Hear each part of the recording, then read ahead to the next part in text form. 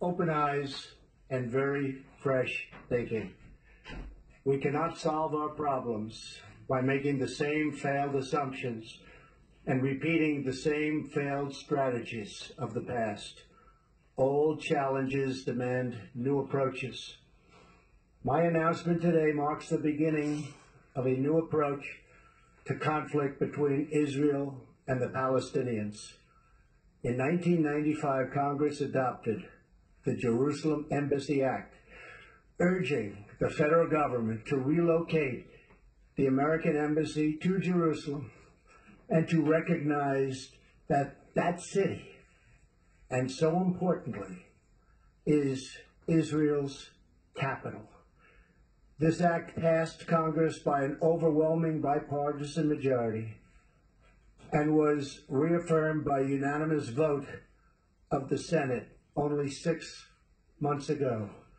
Yet for over 20 years, every previous American president has exercised the law's waiver, refusing to move the U.S. Embassy to Jerusalem or to recognize Jerusalem as Israel's capital city. Presidents issued these waivers under the belief that delaying the recognition of Jerusalem would advance the cause of peace. Some say they lacked courage, but they made their best judgment based on facts as they understood them at the time. Nevertheless, the record is in.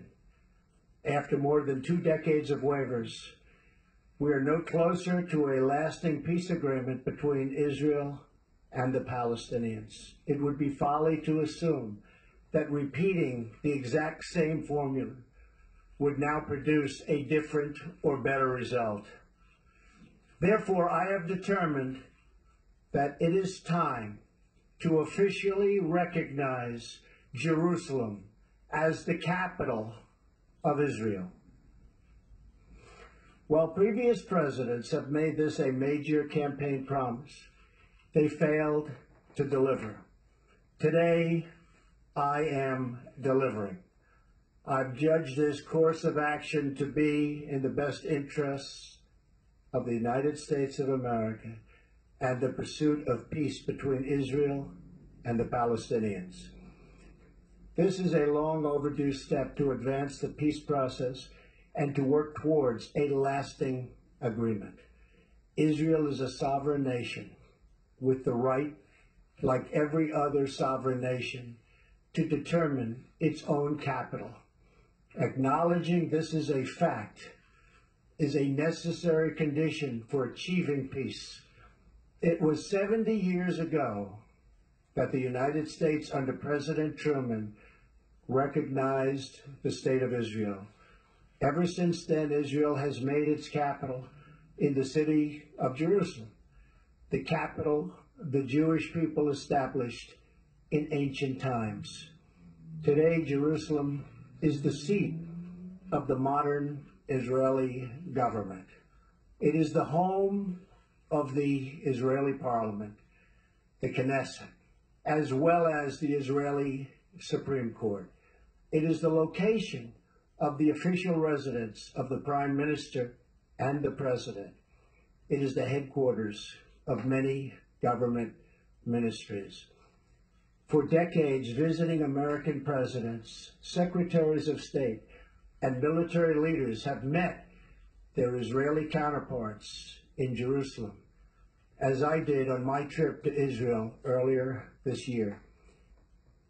Jerusalem is not just the heart of 3 great religions, but it is now also the heart of one of the most successful democracies in the world.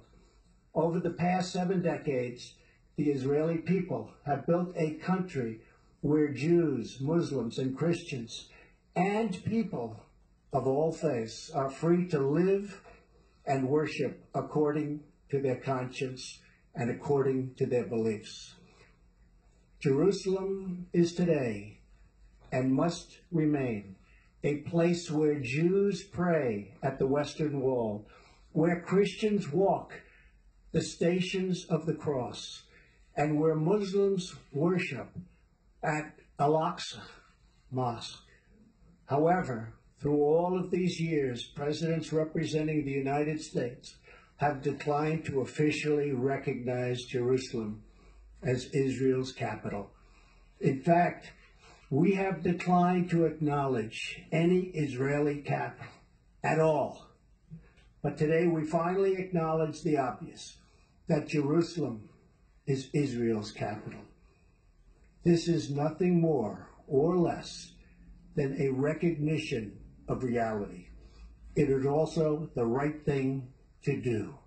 It's something that has to be done. That is why, consistent with the Jerusalem Embassy Act, I am also directing the State Department to begin preparation to move the American Embassy from Tel Aviv to Jerusalem. This will immediately begin the process of hiring architects, engineers, and planners so that a new embassy, when completed, will be a magnificent tribute to peace. In making these announcements, I also want to make one point very clear. This decision is not intended in any way to reflect a departure from our strong commitment to facilitate a lasting peace agreement. We want an agreement that is a great deal for the Israelis and a great deal for the Palestinians. We are not taking a position of any final status issues, including the specific boundaries of the Israeli sovereignty in Jerusalem or the resolution of contested borders. Those questions are up to the parties involved. The United States remains deeply committed to helping facilitate a peace agreement that is acceptable to both sides. I intend to do everything in my power to help forge such an agreement. Without question, Jerusalem is one of the most sensitive issues in those talks. The United States would support a two-state solution if agreed to by both sides. In the meantime, I call on all parties to maintain the status quo at Jerusalem's holy sites, including the Temple Mount, also known as Haram al-Sharif. Above all, our greatest hope is for peace, the universal yearning in every human soul. With today's action, I reaffirm my administration's long-standing commitment to a future of peace and security for the region. There will, of course, be disagreement and dissent regarding this announcement. But we are confident that ultimately, as we work through these disagreements, we will arrive at a peace and a place far greater in understanding and cooperation. This sacred city should call forth the best in humanity, lifting our sights to what it is possible, not pulling us back and down to the old fights that have become so totally predictable.